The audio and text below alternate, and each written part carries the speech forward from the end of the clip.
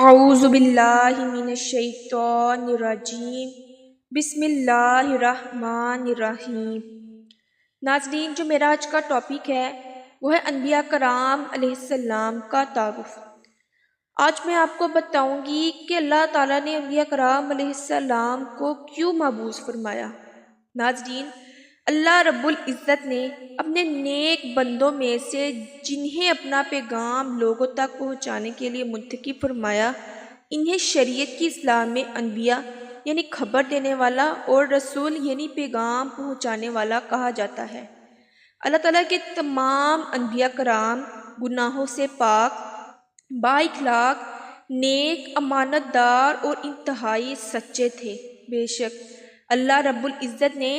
انہیں اپنا جو بھی پیغام بندوں تک پہنچانے کے لیے دیا، انہوں نے بالکل اسی طرح بندوں تک پہنچا دیا اور ہر اعتبار سے اپنی امتوں کی ہمدردی اور خیر خواہی کی۔ اللہ رب العزت کے بھیجے ہوئے انبیاء اور رسول کی فرما برداری کرنا تمام لوگوں پر فرض ہے۔ جن لوگوں نے انبیاء کرام کی فرما برداری کی اور اللہ رب العزت کا پیغام سن کر اس پر عمل کیا، وہی لوگ کامیاب و کامران ٹھہرے، اور جنہوں نے نافرمانی کی وہ ناکام قرار پائے۔ فرمان الہی ہے، اور ہم نے ہر رسول کو صرف اس لیے بھیجا کہ اللہ کے حکم سے اس رسول کی اطاعت کی جائے، اور ہم نے ہر پیغمبر کو اس کی قوم کی زبان میں ہی بھیجا تاکہ وہ انہیں اللہ کے احکام اچھی طرح واضح کے ساتھ پہنچا دے۔ ناظرین، اللہ رب العزت اپنے بندوں پر بے حد مہربان ہے۔ بے شک وہ ہرگز نہیں چاہتا کہ بندے گمراہی میں مبتلا ہو کر دنیا اور آخرت کو برباد کر بیٹھیں۔ اس لیے اللہ تعالیٰ نے راہ حق کی طرف رہنمائی فرمانے کے لیے کتابیں اور صحیفے دے کر انبیاء کرام علیہ السلام کو مبعوث فرمایا تاکہ وہ لوگوں کو بتائے کہ اللہ تعالیٰ ہی وہ ذات ہے جس نے پوری کائنات بنائی۔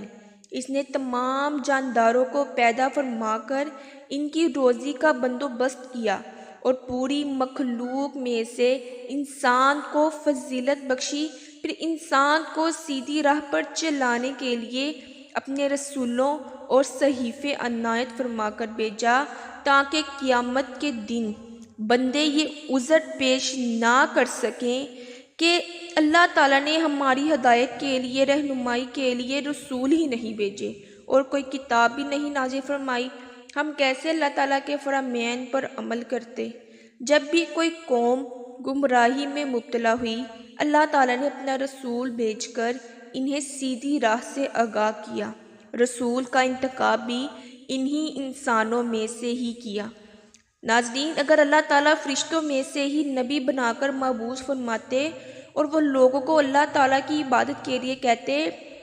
تو لوگ یہ کہتے ہوئے انکار کر دیتے کہ ہمارے اہل و عیال ہیں، ہمیں بھوک اور پیاس بھی لگتی ہے، ہمیں کام کاج بھی کرنا پڑتا ہے، ہم کیسے اللہ تعالیٰ کی عبادت کریں جبکہ تمہارے ساتھ یہ معاملات نہیں ہوتے، تمہارے کوئی اہل و عیال نہیں ہے، تمہیں بھوک اور پیاس نہیں لگتی، تمہیں تو صرف اور صرف اللہ کی عبادت ہی کرنی ہے۔ فرمان الہی ہے، ہم نے ہر امت کی طرف رسول بھیجا تاکہ وہ انہیں یہ سمجھائے کہ اللہ کی عبادت کرو اور طاغوت یعنی بتوں کی عبادت سے بچو۔ اور لوگوں کے پاس جب ہدایت آ گئی تو انہیں اس رسول پر ایمان لانے سے صرف اس بات نے روک دیا کہ اللہ نے انسان کو رسول بنا کر بھیجا ہے۔ اے نبی صلی اللہ علیہ وآلہ وسلم، آپ فرما دیجئے اگر زمین میں فرشتے اطمینان سے انسانوں کی طرح چل رہے ہوتے تو ہم ان کے پاس آسمان سے کوئی فرشتہ ہی رسول بنا کر بھیجتے۔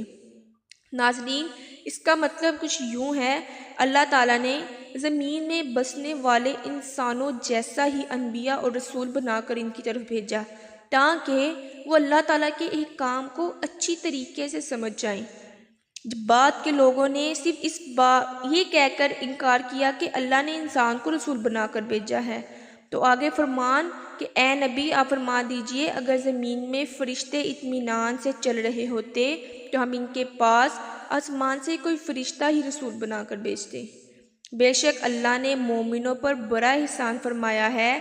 کہ انہی میں سے ایک ایسا رسول مبعوث فرمایا جو انہیں اللہ کی آیات پڑھ کر سناتا ہے، انہیں گناہوں سے پاک کرتا ہے اور انہیں کتاب و دانائی یعنی سنت کی تعلیم دیتا ہے، جبکہ اس سے پہلے وہ کھلی گمراہی میں پڑے ہوئے تھے۔